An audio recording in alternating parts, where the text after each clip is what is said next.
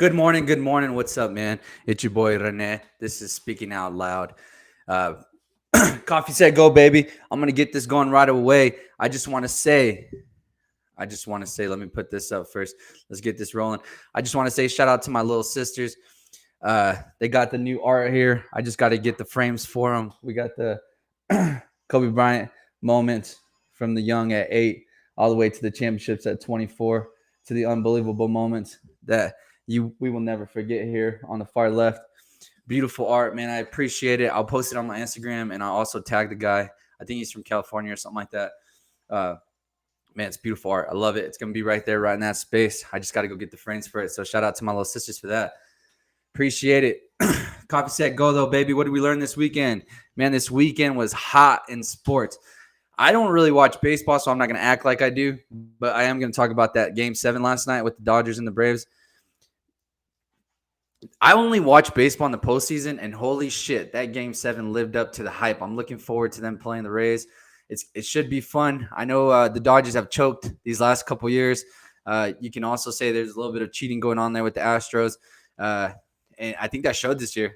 Altuve didn't have the type of year that he typically has, and that's probably because he didn't know what pitch was coming. But like I said, I'm not going to act like I know baseball. Should be a fun World Series. I like baseball, especially during the playoffs. It's fun to see. But also, man, UFC, Brian Ortega against the Korean Zombie. Brian Ortega looked like a different dude, especially since the last time when he fought Max Holloway for the championship. I think this guy's ready. Like he said, he took that time off to really, really find himself and mix up the coaching and brought in new coaches to help him establish his stand-up game. We know the guy can wrestle, but he got pieced up by Max Holloway. And it just shows that this guy is ready for the stage. He is ready. He is ready. So, Volkanovski, you've had 2 close fights against Max Holloway. And after what we saw yesterday or Saturday from Brian Ortega, be ready, son. Be ready. And let's not forget, this Mexican warrior's got a chin on him. So don't get that twisted, baby. Do not get that twisted. This guy's got a chin. He'll take a hit to give a hit, and he may be putting this guy to sleep as soon as they schedule it. Dana White did say he is the next guy up, so we shall see. We shall see. Also, that fight, the boxing fight with Lomachenko, he came out slow, got pieced up. I think the judges got it right. I thought the scoring was a little crazy. I think there was one where it was like, what was it, 19-10? 19 or something like that. That was a little crazy because I thought Lomachenko turned it up there towards the end. I thought that 12th round definitely solidified the victory. And I mean, Lomachenko got pieced up. It happens. It happens when you just think you're gonna walk in the ring and duke it up. And that kid is 23 years old. His dad was talking all that shit, saying, "We want the biggest guys," and that was good for boxing. I thought that was great for boxing. Because I thought boxing is one of those sports where it's nothing compared to UFC. Because Dana White will make the best fighters fight in their primes. There's no dodging in MMA. In boxing, you see that shit all the time. I mean, how long did it take for us to see Manny Pacquiao and Floyd Mayweather? It took almost 5 to 6 years. Manny Pacquiao's old ass was already out of his prime. I mean, there's no point in seeing Floyd Mayweather fight again. Nobody wants to see. I mean, I would pay to watch him fight just because I want to see him lose, but that's just being a hater. That's just how it is. But good weekend for boxing. Good weekend for fighting, I'd say. And good weekend for baseball. Baseball needed that. Definitely needed that. So let's move on to this next segment, man. We got, man, was I wrong? God damn it. On Sunday, I did put Jimmy G on the hot seat. I am very critical of Jimmy G. I still don't believe in Jimmy G, but I will give credit to Shanahan. This guy, he did his damn thing, man. He went back to what his bread and butter, running the ball, running a motion offense, keeping the defense on their toes, constantly moving wide receivers back and forth on the offensive line just to cause confusion on that defense. It was beautiful. Deebo Samuels is a stud. I think we all know that. Ayuk is a badass too. He's performing.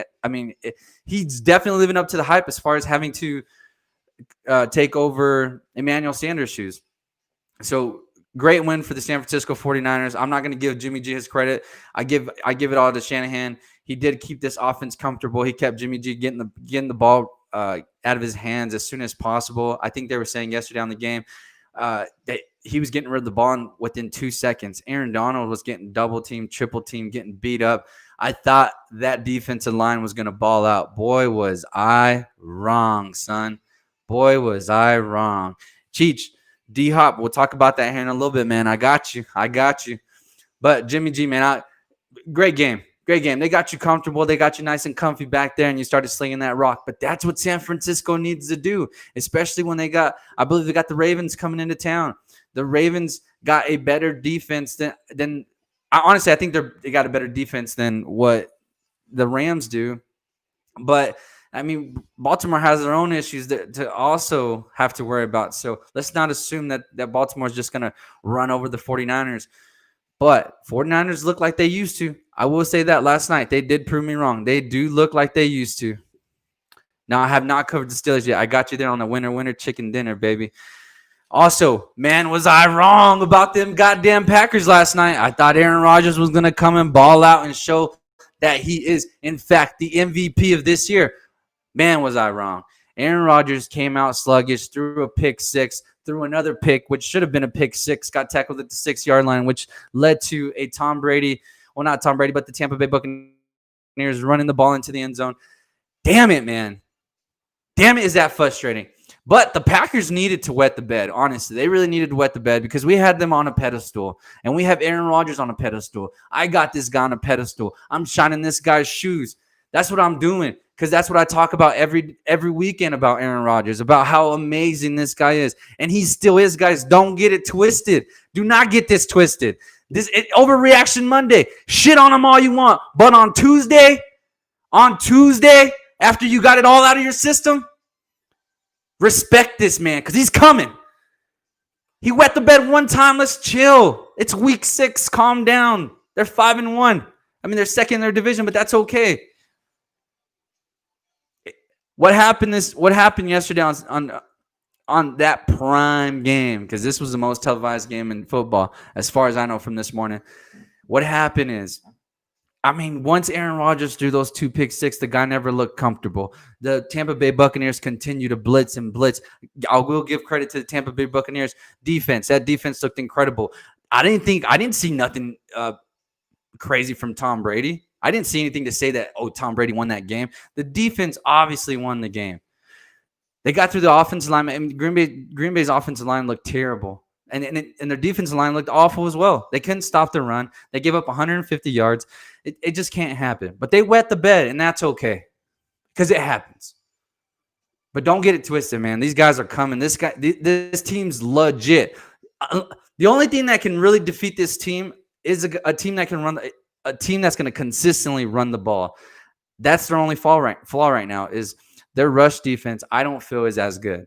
And correct me if I'm wrong. Ero, feel free to correct me if I'm wrong there. But let's go ahead and move on, man. Man, I was wrong on those. Winner, chicken dinner. Here we go. My winners for the weekend. I'm going to say the Pittsburgh Steelers. You want to know what the Pittsburgh Steelers showed us this weekend? They showed us that they are still the big brothers in that division. You got a little brother over here just, I could beat you, big bro. I could beat you, big bro. And hold my beer. Mr. Big Ben said, hold my beer. Man, they put an ass whooping. They put a whooping. Once Cleveland starts getting these high hopes, and then they meet Pittsburgh. They meet Big Brother. And Big Brother has to sit down and have a talk with them and let him know who Big Bro is. And that's exactly what we saw yesterday. This Pittsburgh defense is the reason why people don't want to put their kids in football anymore. Because this team hits and they hit hard. They play old school, beat down football, baby. That's what the Pittsburgh Steelers do. And you got to give it out to them. They got a good offense and they got mad potential offensively. I mean, people were talking about how Big Ben doesn't have the arm anymore. And we saw it yesterday, going deep. Claypool is becoming this guy is a stud. He's showing that he's a stud. Is he a number 1? I don't know. We don't know yet, but that's okay. We just need you to be a number 2. Juju needs some help, and this guy is living up to the hype. He's living up to his potential. This guy is showing out, balling out. That offense has mad potential, but this defense, guys, this defense is the reason that the Pittsburgh Steelers should be the favorites to be in the Super Bowl. This Pittsburgh defense is no joke. Be ready, NFL, because they're coming and they're coming hot, baby. I'm telling y'all right now. You're hearing it here first. Well, I don't know if you're hearing it here first, but you're hearing it now. Pittsburgh's defense will be the reason this team gets to the Super Bowl. Damn, I need some coffee on that, baby. Woo! Let's go. My next winner, which leads me right here to the Tighten Up. Before I get into Tighten Up, baby, don't forget this show is sponsored by MNF Boutique. Check it out for all your girls' needs. When she's pissed, buy her a piece of clothing. Yo, y'all are sleeping on these leggings, though, bro. The leggings. Telling you, check it out, man. MNF Boutique NM on Facebook or Instagram. Follow them. Get something for your girl. If you're in Roswell, get free shipping. Just to let you know there. And if you're outside of Roswell, they also deliver. So check them out, bro. But here we go, man. We got that Tighten Up. We got the Titans. The Titans. Just when everybody thought they were gonna lose, even myself, I put a little bit of money on the Titans to make this comeback, and man, was I happy. We see the Titans took a lead there in the first quarter or in the first half, 21-10, and then the Texans finally got it together by coming back. They had the lead. I actually like them going for the 2-point conversion. It showed them that they have balls, that he had that their coach had the confidence in them to go ahead and end that game. Unfortunately, it didn't play out the way they wanted to, but that's okay. You still had the Titans still had to go down the entire length of the field and score a touchdown. And unfortunately, they did, because Ryan, Mr. Tannehill, he is cashing in that check, baby. But let's not get it wrong here. The Titans are tightened up because of the king, Mr. Derrick Henry, baby. This guy should be up there with the other quarterbacks as far as MVP of this season right now. There's only one reason this team is balling out, and one reason only, and that is specifically Derrick Henry. This guy is the king of running backs right now. If you have an argument for that, shut the hell up and just enjoy what you're seeing, because Derrick Henry is balling out, son. He had 2 touchdowns, running for over 200 yards. This guy's incredible. The only reason Ryan Tannehill is balling out is because of the type of threat that Derrick Henry really is. This is insane, and I love it. Don't get me wrong. I'm not shitting on Ryan Tannehill because he's throwing dimes. He's throwing dimes, but this guy's confidence is off the charts, and it's all due to the fact that they have Derrick Henry, who is a leader on this team, who is the dog on that team, and who also performs on that team. There's not a game that you go into it saying that this team is going to stop Derrick Henry, and we have yet to see it. And just because you hold this guy, even if you hold this guy to 80 yards, it's a matter of how you held him to 80 yards. Because if this guy is averaging 5 to 10 yards a carry, he only had, 20 to 25 carries yesterday from what I'm seeing, and they still balled out. You had Ryan Tannehill throwing over 30 times, and you still see them ball out. But the reason is the danger that Derrick Henry puts on defenses, and it's opening up the field. The play action is there all day for Ryan Tannehill, and all he has to do is execute. At that point, all you got to do is execute. You just got to put the ball in the right place, because the receivers are open, the gaps are open. It doesn't really matter what they run right now, because they're loading the goddamn box, and you got one-on-one everywhere on that field. Let's go Titans. The Titans are now in my top 5, and I will disclose those in just a few, baby. Whew, whew, whew. God damn it.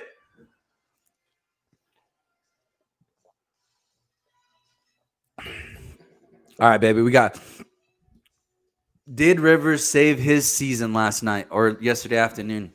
He sure in the hell did. This man definitely saved his season. They got down early. I think, what were they? They were down 14-0 there in the first quarter, and then they come down and scored 21 points in the second. And they were still down because they gave up 10 points in the second quarter. But Phillip Rivers, I don't like to see this, and I'm sure a lot of people don't like to see this. And shout out Kevin Kelly for coming on my show yesterday. And I know he don't like to see this, but this man threw for 44 passes. Here's the thing about Phillip Rivers is sometimes you're going to see a glorified Phillip Rivers, and other times you're going to see a bum. And it's just as simple as that. But whenever you see the elite Phillip Rivers, it's beautiful because the guy can actually still play. He's still got a little bit of juice in him, but he has to be consistent. He saved his job this week. Let's see what happens next week. The man threw for 371 yards, 3 touchdowns off of 44 attempts, 29 completions. Balling out. But Jonathan Taylor, running back for the Colts, you have to be more effective.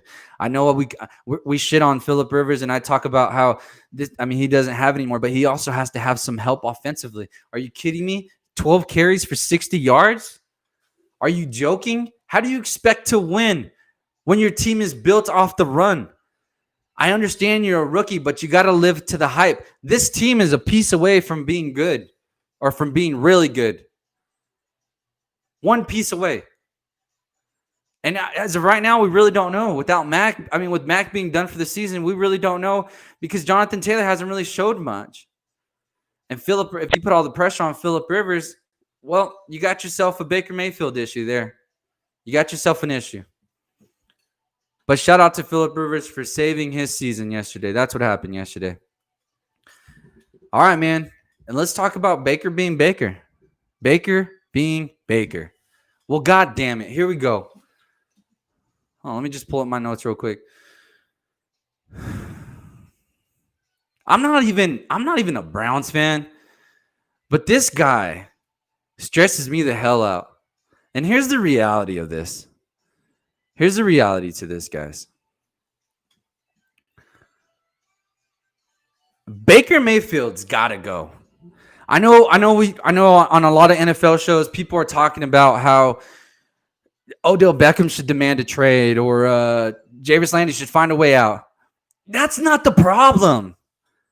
The problem in Cleveland is obviously Baker Mayfield. Stefanski is a great coach. In my opinion, Stefanski's a great coach. He brought out something we never seen in Kirk Cousins in Minnesota. And we've seen the potential that he's brought out on that offense. I'm not even going to say on Baker Mayfield, but that offense in Cleveland. We've seen the potential that Stefanski gives them. But you have to have a quarterback that can make a goddamn throw. This is the same thing that we're talking about Jimmy G. Whenever I talk about Jimmy G, he's a time manager, but he doesn't turn the ball over. Baker Mayfield is a disease on this goddamn team. And I know it was one loss and it was against the best defense in the NFL.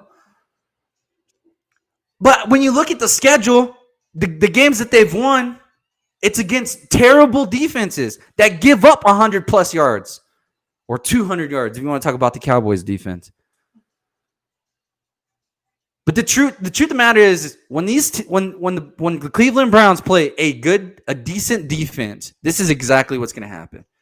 And this is exactly what happened in week 1 when they played Baltimore. You force Baker Mayfield to throw the ball, and he does what Baker does. He does what Baker's shown us what Baker's been doing since he came into the league. Except for year 1 when nobody had him figured out just yet. And that's normal, at least now in this NFL. You got to get rid of Baker Mayfield. I don't think there's any value as far as trading him. I don't know that any team wants him. But I almost think Case Keenum might be more of a help than Baker Mayfield. Because anybody can hand the ball off. Anybody can hand the ball off. But very few can throw the ball. Or accurately. And Baker Mayfield is ruining Odell Beckham's talent as of right now. But Odell doesn't need to leave Cleveland. Cleveland's good. Cleveland defensively is not bad. But when you're on the field the majority of the game, or when you're giving up, when you're starting drives at your own 40, what do you expect? What do you expect? I understand this guy had bruised ribs. I know he was hurt. That's not an excuse. You said you could play. Mama didn't raise no wimp. Mama didn't raise no wimp. We'll show something. All that goddamn talking, all them Hulu commercials. Show out, son. Here it is. One more week, and Baker's getting pulled. One more week, and they're getting pulled. I understand they got a winning record, but we've seen enough. We've seen enough. It's the same thing with Chicago and Mitchell Trubisky. We've seen enough. We know what Mitchell Trubisky offers. Nothing. And we're seeing what Baker Mayfield offers. Nothing. Colin Kaepernick can hand the goddamn ball off. Come on. I'm not saying sign the guy, but put Keenum in at this point. Someone's got to be able to throw the goddamn ball. Someone's got to be able to throw the goddamn ball. What a goddamn joke you got there in Cleveland. What a goddamn joke. Once you start getting people all rattled up, all you do is the same disappointment. I'm sorry, Logan. That's what happens. Good old Cleveland being Cleveland, baby. And that sucks because they have a good team. And Baker Mayfield is just poisoning that team right now. All right, man. Today's an unusual day. We got a 2:00 football game with the Kansas City Chiefs against the Buffalo Bills. I just want to check this report real quick to see if the cornerback for the Buffalo Bills is going to be playing today before I make my prediction on that game. As of yesterday, I did say I got the Bills winning a very close, tight game. But I woke up feeling a little bit different this morning. I woke up, I woke up a little Mahomey, Let's see. I just want to make sure, see if this dude's going to play. He's still questionable. He's a game time decision. I'm gonna stick to my guns here, man. I mean, you're gonna.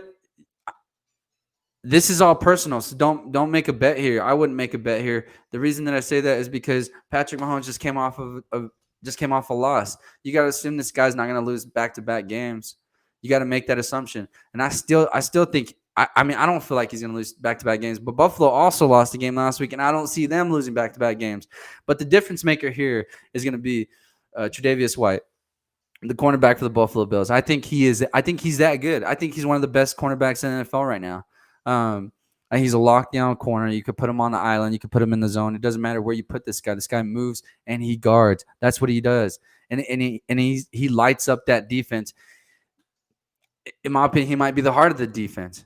But this is what it's all going to come down to. What can Josh Allen do when there's a little bit of pressure on you, man? When the things aren't going right, when the penalties are coming in, what are you going to do? That's what we saw last week. We saw Buffalo shoot themselves in the foot with bad penalties, drop passes. But that's when Josh Allen has to come in as a leader. He has to get this team rallied together and be effective when things aren't going their way. That's when we see the differences in leaders, not necessarily quarterbacks, but just leaders in general. What are you going to do when your back's against the wall and things just aren't going your way? That's what we need to see from Josh Allen. That's what I expect to see today from Josh Allen. I expect to see Josh Allen show us what you do when your backs are against the wall. I got Buffalo winning this game today. I don't feel good about it. Because you still got Patrick Mahomes on the other side. I still got Patrick Mahomes in my top 5 of my NFL rankings. But it's because it's Patrick Mahomes. You can't blink on this guy. Because what he'll do is he'll put it right in there, baby. Put it right in. But that Kansas City defense is suspect right now. I don't think they have any momentum, really. We haven't seen them mesh perfectly. I believe Jones is out. He just got hurt last week, so that defensive line is going to be hurting just a little bit. The injury bug seems to be hurting everybody. We saw a big injury, torn ACL there in Pittsburgh. As Devin Bush tore his ACL, that's going to hurt that stud Pittsburgh defense. He's going to be out for the season. So I got Buffalo winning today for that reason. They got the better defense, and it's all going to come down to Josh Allen, in my opinion. So let's move on to the next one. We got the Dallas Cowboys against the Arizona Cardinals, man. You know exactly how I feel, baby. You know exactly how I feel about this Cowboys team. You know I always pick them to win. You know I think they're going to be 16-0 even though I'm wrong every year. So I'll never tell you to bet. I'll never tell you to bet on the Cowboys because I know it's all personal. But I will tell you this. If you're going to bet. Why does Dallas always the favorites? Like Arizona's 3-2, Dallas is 2-3. We just lost our starting quarterback, but Vegas still thinks we're the favorite at -1. I know it's just -1, but come on here. Let's be real. For a second. Arizona should come in and give it to us. especially given the fact that our defense is still giving up 30 points a game and we still haven't addressed the safety position. We still haven't addressed it. I've been talking for 6 goddamn weeks about the safety position. I don't know how Jerry Jones still hasn't even noticed it. Or we're going to go ahead and we're going to work on it. We're going to stay within our locker room. Shut the hell up, Jerry. God damn it. Address the real issues. Address the real issues. Because what's going to happen today is D-Hop is going to completely light us up, baby. He's going to give it to us. And the only way Dallas wins this game, and I'm going to say it over and over and over and over again, the only way Dallas wins this game is if we run the ball and slow this game down. We got to run the ball and slow this game down. Andy Dalton is legit. Don't get me wrong. This guy's legit. And he showed it last week. He threw some dimes out there. Hit Michael Gallup on the most beautiful throw we've seen in a long time. Andy Dalton is legit. He came from the Cincinnati Bengals team that was constantly in the playoffs. They were poisoned by a terrible coach that couldn't get them over the hump. That's not his fault. That's not his fault. And if your argument and if you're going to argue that, I mean, we got to start holding other quarterbacks more accountable, right? Like people blame Mike McCarthy for Aaron Rodgers, or Cowboy fans we blame Jason Garrett, or Browns fans they've had 95 coaches, 125 quarterbacks. Cincinnati, again, blame it on the coach. Some coaches do have to take accountability for those issues. But Andy Dalton is legit. Don't get it twisted. That was one of the main reasons they brought in. I mean, it was a conversation between Cam Newton and Andy Dalton, and they felt like Andy Dalton was a better fit. And that's okay, because he is good. He can still make the throws. And guess what, guys? He can hand the ball off, because it doesn't take a genius to hand the ball off. So I will say this. The Dallas Cowboys do win this game because they know what this offense is. And with Dak being hurt, with Dak getting hurt, it puts things back in perspective as to what got Dallas in these conversations again anyways. When Tony Romo was there, what were we doing? We were running the goddamn ball with DeMarco Murray. Once Ezekiel Elliott got in the league and got to the playoffs and got a first-round bye, why? Because Ezekiel Elliott was the best running back in the NFL. Hey, baby, let's get that back again. Let's run that rock, son. You have got to feed. And for our defense, it's all about containment. Keep Kyler Murray in the pocket. Do not let him get out and run outside the pocket, because if he does, it's going to be a field day. It's going to be a field day. We got Van Der Esch back. He is going to play tonight. That's helpful. But we haven't seen. I'm hyped about it. I'm excited. But have we really seen Van Der Esch live up to what we saw in his rookie year yet? We haven't seen it. So I'm hoping we see it tonight, because Lord knows Jalen Smith does not look like what we thought he was going to look like. Well, the duo in general just doesn't look like what we thought they were going to look like. They got to catch rhythm. They got to find momentum to get the train rolling. And like I said, it's about containment. It's about keeping Kyler Murray in the pocket. Once you put some pressure on this guy and put him in the pocket and keep him contained in the pocket, there's not much he can do. And we've seen it these previous weeks in their losses. Kyler Murray is good, but he's not amazing. And this team is beatable. The defense is suspect.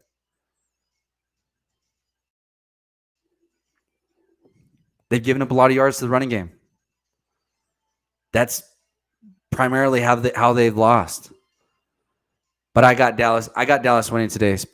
And it's going to be, I don't have faith in our defense, but I do have them holding them under 30 points. I'm going to say 31-27 Dallas tonight. That's how I feel. And let's just move on here. Let's go Cowboys, baby. We're going to win today. Philly lost. We have got to win today. Dallas, you got to win. God damn it.